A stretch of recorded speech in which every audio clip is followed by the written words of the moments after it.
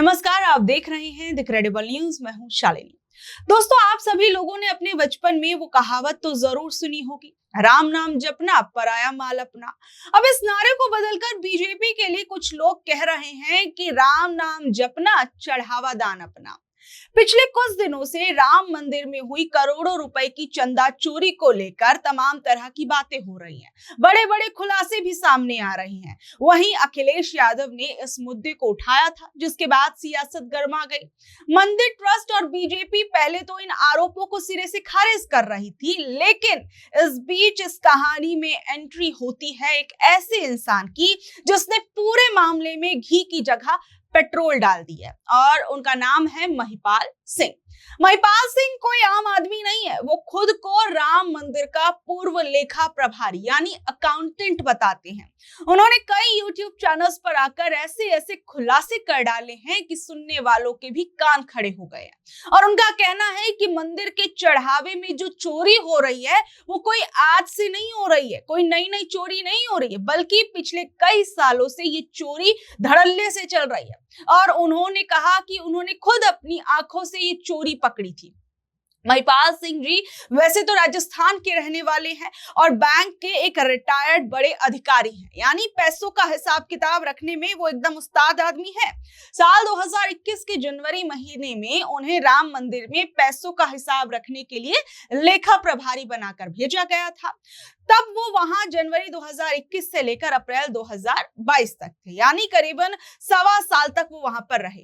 अब बैंक के अधिकारी हैं तो हर एक चवन्नी का भी हिसाब रखते होंगे। महिपाल सिंह जी कहते हैं कि राम मंदिर में जो भी पैसा आता था उसे गिनने के लिए एक खास कमरा बनाया गया था। उस कमरे में चारों तरफ सीसीटीवी कैमरे लगे हुए थे ताकि कोई भी 1 रुपया इधर से उधर ना कर पाए। लेकिन कहते हैं ना कि जहां चाह वहीं रहा। लगता है चोरी करने वाले लोगों ने भी इस कहावत को बहुत सीरियस ले लिया और चोरी करने का ऐसा गजब का तरीका निकाल लिया जिसे देखकर अच्छे अच्छे जासूस भी हैरान रह गए। आप समझिए कि कैसे ही पूरा खेल हो रहा था। कमरे में नोट गिनने के लिए 2 बड़े अधिकारी बैठते थे। एक का नाम था रत्नेश चतुर्वेदी और दूसरे का नाम था गगनदीप। उनके साथ मंदिर ट्रस्ट के 14 कर्मचारी भी बैठते थे, जिनका काम नोटों को अलग अलग करना और उनकी गड्डियां बनाना था। रूल क्या कहता है कि जब नोटों की 10 गड्डियां बन जाती थी तो उन्हें एक साथ बांधकर एक बड़े बक्से में रख दिया जाता था। इसके बाद कागज पर एक वाउचर यानी एक रसीद बनती थी कि इस बक्से में 10 गड्डियां रख दी गई हैं। अब यहाँ से असली जादू शुरू होता था। बैंक के अधिकारी बड़ी होशियारी से उस बक्से में 10 की जगह 12 या 13 गड्डियां रख देते थे, लेकिन कागज पर यानी जो वाउचर था उसमें केवल 10 ही गड्डियां लिखी जाती थी। अब आप सोचेंगे कि कैमरे में ये सब क्यों नहीं दिखा। दरअसल नोटों को इस तरीके से सजाकर रखा जाता था, इस तरीके से घुमाकर रखा जाता था कि कैमरे से देखने पर लगे कि सिर्फ 10 गड्डियां ही हैं। यानी कागज पर हिसाब एकदम पक्का, कैमरे में भी सब ठीक लगे, लेकिन बक्से के अंदर 2-3 गड्डियां एक्स्ट्रा होती थी। अब जो इन बक्सों में गड्डियां रखी जाती थी उनका क्या होता था, आप लोग सोचेंगे। तो अब यहीं पर सारा खेल होता था। महिपाल सिंह जी के मुताबिक इन एक्स्ट्रा गड्डियों को रोजाना बड़ी चालाकी से उस कमरे से बाहर निकाल लिया जाता था, फिर बाहर ले जाकर आपस में बांट लिया जाता था, जिसे शुद्ध भाषा में कह सकते हैं कि पूरी बंदर बांट की जाती थी। एक दिन लेखा प्रभारी महिपाल सिंह जी को कुछ गड़बड़ी लगी। उनका शक गहराया तो उन्होंने एक नोटों का बक्सा जबरदस्ती खुलवा लिया। जब उस बक्से की दोबारा काउंटिंग शुरू हुई तो सब दंग रह गए और इस बीच बहुत बड़ा खुलासा भी हुआ। उस एक बक्से में करीबन 5 लाख रुपए एक्स्ट्रा निकले, जिनका कागज पर कोई अता पता नहीं था, कोई भी लिस्टेड चीजें नहीं थी।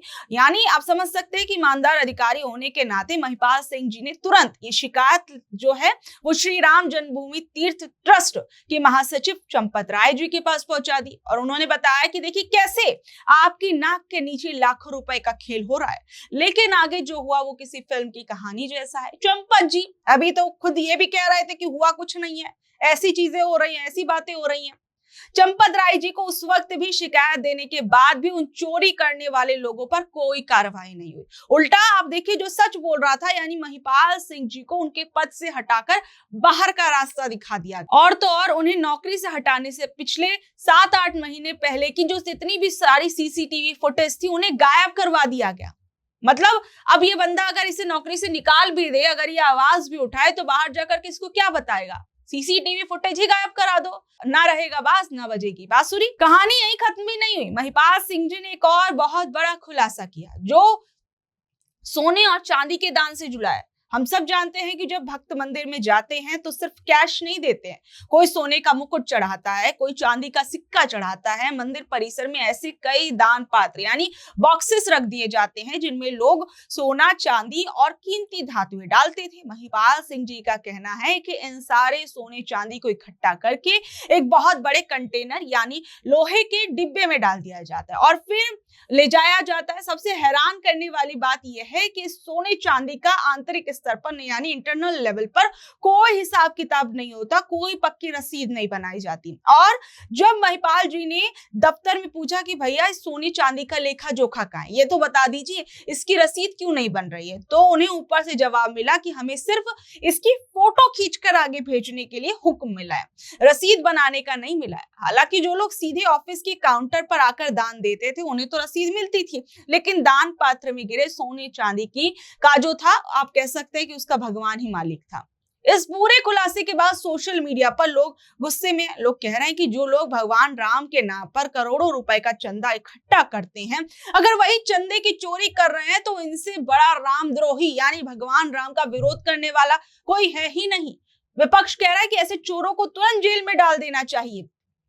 और एक और बात आप ये देखिए कि इतनी बड़ी खबर सामने आ जाती है, लेकिन आए दिन धर्म के नाम पर तमाशा करने वाले अब वो संगठन कहां मुंह में दही जमा कर बैठे हैं, वो अब सामने क्यों नहीं आ रहे हैं? क्यों वो सवाल नहीं पूछ रहे हैं कि कैसे हमारे भगवान राम के यहाँ पर इस करोड़ों करोड़ों रुपए की चंदा चोरी हो रही है? भगवान राम के नाम पर दिन रात तमाशा करने वाले वो लोग अब कहां गायब है, कौन सी बिल में छुपे हुए हैं? इतनी बड़ी खबर आप सोचिए सामने आ रही है कि भगवान राम के यहां से ये चंदा चोरी हो रहा है। वहां आसपास के लोगों को सब पता है कि क्या चल रहा है क्या नहीं चल रहा, लेकिन मीडिया के आगे क्या कहा जा रहा है कि नहीं भैया ऐसा कुछ नहीं हुआ, सब कुछ बढ़िया है। महिपाल सिंह जी ने अपने इंटरव्यू में कई बड़े लोगों का नाम सीधे सीधे लिया है और उन पर पैसे वसूलने और बहुत सी फाइनेंशियल गड़बड़ी करने के भी आरोप लगाए हैं। महिपाल सिंह जी कह रहे हैं कि अगर सरकार या कोई बड़ी एजेंसी इस पूरे मामले की इन्वेस्टिगेशन करती है तो वो हर तरह का सबूत देने में सहयोग करेंगे। अब देखिए, ये जो आरोप लगाए गए हैं इसकी पूरी जांच होनी चाहिए, क्योंकि करोड़ों लोगों की भक्ति से जुड़ा हुआ मसला है। एक तरफ ये खबर सामने आ रही है कि अयोध्या के अंदर जो चढ़ावा आता है उसमें 7 करोड़ रुपए की चोरी हो जाती है, वहीं अब ये भी खबर सामने आ रही है और वो भी कई मीडिया चैनल्स इसे सूत्रों के हवाले से खबर बता रहे हैं कि पीएमओ जो है वो मंदिर ट्रस्ट को लेकर अब रिपोर्ट मांग रहा है। और अब ये वाकई में ऐसा है या नहीं है, लेकिन या फिर इसलिए ऐसा ये खबरें जो हैं वो चलाई जा रही हैं क्योंकि राम मंदिर को लेकर लगातार विपक्ष जो है अब वो सरकार पर हमलावर है कि आप राम मंदिर के नाम पर वोट मांग रहे थे और अब उसी राम मंदिर के अंदर चोरी हो रही। तो ऐसे में अब ये खबर आ रही कि पीएमओ जो है वो मंदिर ट्रस्ट से रिपोर्ट मांग रहा है। और एक खबर तो ये भी आई कि बीजेपी के नेता ही डॉक्टर रजनीश सिंह ने मंगलवार को पीएम मोदी को लेटर लिखा और इस पूरे मामले की सीबीआई से जांच कराने की मांग की है। इधर राम मंदिर भवन निर्माण समिति के अध्यक्ष नृपेंद्र मिश्रा ने मंगलवार को ट्रस्ट के सदस्यों के साथ बैठक की। राम मंदिर के एक बंद कमरे में करीबन 4 घंटे तक बैठक चली। बैठक में चढ़ावे की राशि, उसके उपाय और लेखा जोखा जैसे तमाम मुद्दों पर चर्चा हुई। अब देखिए, इसकी जांच सीबीआई से होगी नहीं होगी, ईडी से होगी या नहीं होगी, लेकिन एक बात समझने वाली है, जब कोई इंसान अयोध्या जाता है, किसी ऐसे धार्मिक स्थल पर जाता है, तो वो सिर्फ मंदिर देखने नहीं जाता, वो अपने साथ श्रद्धा, विश्वास और भगवान के प्रति प्रेम लेकर जाता है। कोई अपनी पहली कमाई का हिस्सा चढ़ा देता है, कोई अपने बच्चे की सफलता की खुशी में दान कर देता है, किसी के यहाँ पर कुछ अच्छा होता है तो वो दान करके आ जाता है, कोई अपनी मनोकामना पूरी होने पर सोना चांदी तक भगवान के चरणों में चढ़ा देता है कि आपकी कृपा से ही मेरे सारे काम हो रहे हैं। इसलिए अब जो एक खबर सामने आई है वो लाखों करोड़ों श्रद्धालुओं की आस्था के साथ खिलवाड़ है। सबसे पहले आपको यह भी समझ लीजिए कि अयोध्या का राम मंदिर कितना बड़ा धार्मिक केंद्र बन गया है। जनवरी 2024 में रामलला की प्राण प्रतिष्ठा जब हुई थी तो उसके बाद से लेकर अब तक करोड़ों श्रद्धालु अयोध्या पहुंचे। अनुमान है कि 2 साल के अंदर 12 करोड़ से ज्यादा लोग रामलला के दर्शन कर चुके हैं। सोचिए, 12 करोड़ लोग, हर दिन करीबन 50 से 60 हजार लोग वहां पर जा रहे हैं। छुट्टी हो, बड़े त्योहार हो, यहाँ तक कि मतलब बड़े बड़े आयोजनों में लोग पहुंच रहे हैं। और इतनी बड़ी संख्या में लोग जब मंदिर आएंगे तो ये नेचुरल सी बात है कि चढ़ावा और दान भी बहुत ज्यादा आएगा। रिपोर्ट के मुताबिक राम मंदिर ट्रस्ट को 2 साल से भी कम समय में 3,000 करोड़ रुपए से ज्यादा का दान और चढ़ावा मिल गया है। ये कोई छोटी रकम नहीं है। 3,000 करोड़ रुपए का मतलब आप समझ रहे हैं कि इतने पैसों से कई बड़े अस्पताल, स्कूल और विकास परियोजनाएं जो है वो पूरी की जा सकती हैं। फाइनेंशियल ईयर 2024 और 25 में ट्रस्ट की कुल जो आमदनी थी वो 327 करोड़ रुपए से ज्यादा बताई जा रही है।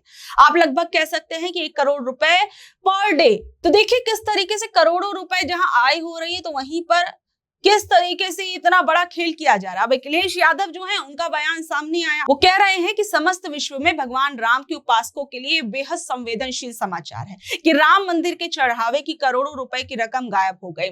और अखिलेश जी कह रहे हैं कि ये मंदिर ट्रस्ट के लिए बहुत ही ज्यादा शर्मनाक बात है। कोई भी सफाई देने के लिए सामने नहीं आ रहा। पूर्व मुख्यमंत्री ने कहा कि अदालत से स्वतः संज्ञान लेने की मांग की गई है क्योंकि इसका संबंध सीधे तौर पर सनातनी समाज के प्रभु राम से गहरी आस्था से जुड़ा हुआ है और सरकार इस पर चुप्पी साधे हुए है। तो बहरहाल ये जो खबर है इस वक्त अपने आप में काफी ज्यादा बवाल मचाए हुए है। आप लोग इस बारे में क्या कुछ कहेंगे, नीचे दे कमेंट बॉक्स में अपनी राय जरूर बताइएगा। और ऐसी अपडेट से जुड़े रहने के लिए देखते रहिए द क्रेडिबल न्यूज। मैं हूं शालिनी, धन्यवाद।